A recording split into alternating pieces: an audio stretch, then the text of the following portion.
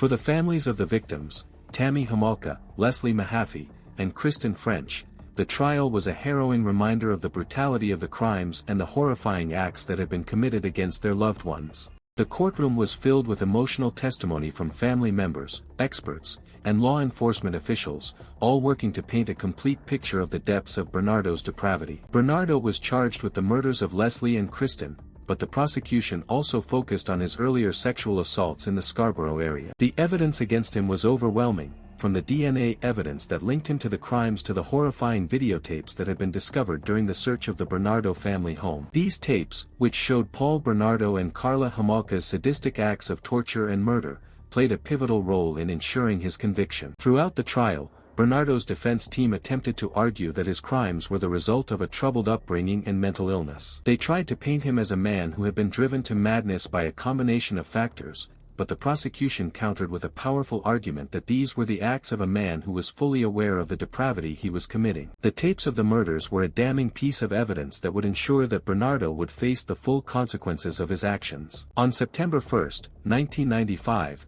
after a lengthy trial, Paul Bernardo was convicted of the first-degree murders of Leslie Mahaffy and Kristen French, as well as the sexual assault of several other women. He was sentenced to life in prison without the possibility of parole for 25 years. While Paul Bernardo was facing his trial, Karla Homolka was quietly serving her reduced sentence.